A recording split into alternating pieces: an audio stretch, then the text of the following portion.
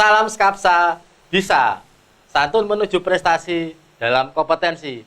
Oke pelajar Skapsa, pada mata pelajaran Teknologi Dasar Otomotif kelas 10 semester genap. Hari ini kita akan membahas tentang sistem hidrolik. Untuk itu, mari kita simak materi berikut ini. Baiklah pelajar Skapsa, untuk materi kita di semester genap yaitu mata pelajaran Teknologi Dasar Otomotif kelas 10 semester genap. Ini Bapak mau menjelaskan tentang materi tentang Teknologi Dasar Otomotif. Sebelum kita melanjutkan ke materi TDO, kita lihat dulu tujuan pembelajarannya, yaitu yang pertama, siswa dapat menjelaskan fungsi dan komponen sistem hidrolik. Yang kedua, siswa dapat memeriksa kebocoran komponen sistem hidrolik. Kemudian yang ketiga, siswa dapat melakukan penggantian minyak hidrolik. Jadi tujuan pembelajaran mata pelajaran sistem hidrolik ada 3. Tadi yang pertama adalah menjelaskan fungsi dan komponen. Yang kedua, memeriksa kebocoran komponen.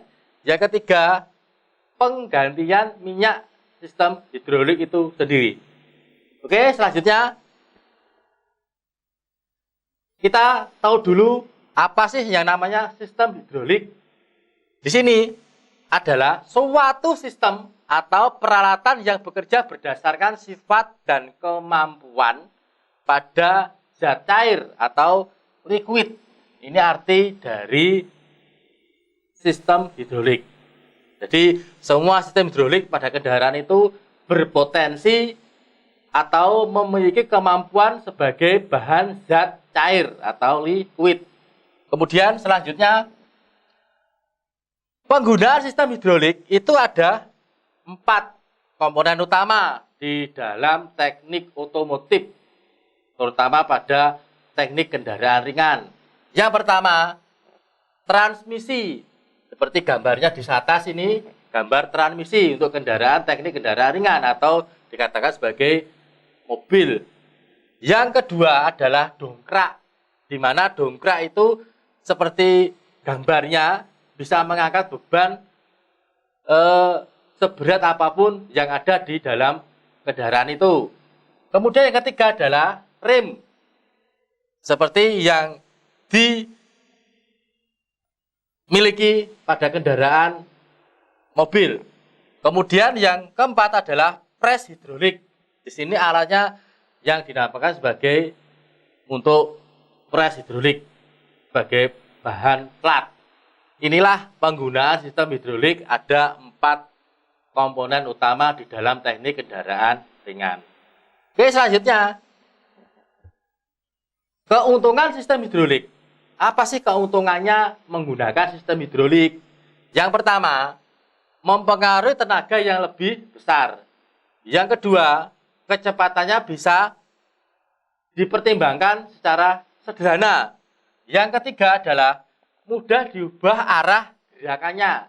Yang keempat, mempengaruhi kecepatan gerak, di mana kecepatan gerak itu sesuai dengan tingkat engine pada kendaraan itu tersebut. Itulah keuntungan dari sistem hidrolik untuk kendaraan ringan.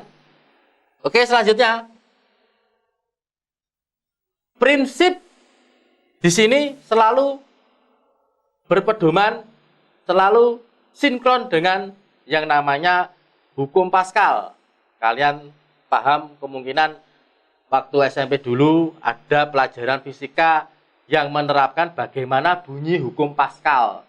Di mana bunyi hukum Pascal itu selalu berpotensi pada teknik kendaraan ringan, terutama di otomotif. Apa itu? Sistem hidrolik. Prinsipnya, liquid atau cairan tidak dapat dimampatkan atau dikompresikan ataupun diperkecil untuk volumenya. Ini prinsipnya. Prinsip sebuah cairan atau liquid. Kemudian, di sini ada bunyi hukum Pascal, di mana tekanan yang diberikan pada zat cair atau hidrolik dalam bejana tertutup atau ruang tertutup besarnya tekanan akan diteruskan ke segala arah dengan tekanan yang sama besar. Jadi tekanan liquid atau zat cair itu yang berada di dalam bejana atau tabung yang tertutup itu akan mendapatkan tekanan yang sama besar. Itu adalah bunyi dari hukum Pascal, selalu diterapkan pada sistem hidrolik di teknik kendaraan ringan. Itulah bunyi dari hukum Pascal yang selalu berpotensi pada bidang otomotif, terutama di sistem hidrolik. Oke, anak-anak, selanjutnya komponen utama hidrolik. Di sini ada kategori 3 atau 3 unit, di mana yang pertama adalah unit tenaga, yang kedua unit penggerak, yang ketiga adalah unit pengatur. Di mana pada unit tenaga ini, komponen utama hidrolik itu menghasilkan dari tenaga mekanik, sehingga mendapatkan tenaga yang lebih besar. Yang kedua adalah unit penggerak. Unit penggerak ini adalah konversi energi, sehingga dari energi kalori menjadi energi gerak atau energi mekanik. Yang ketiga adalah unit pengatur, di mana di dalam komponen hidrolik itu ada sistem dan ada komponen sebagai pengatur liquid. Inilah dari ketiga unit untuk komponen utama hidrolik.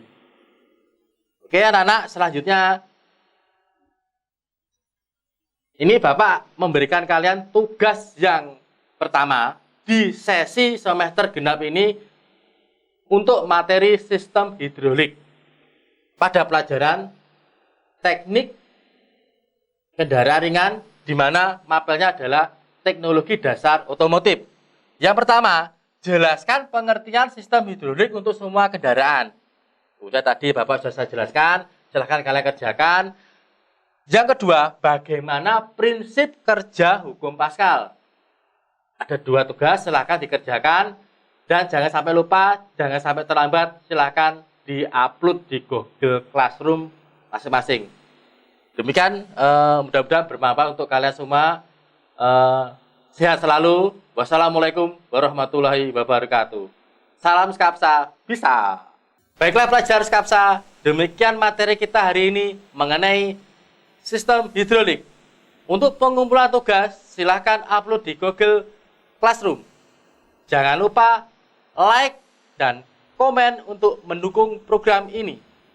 Klik subscribe dan tombol lonceng supaya tidak ketinggalan informasi. Dan share jika menurut kalian video ini bermanfaat untuk orang lain.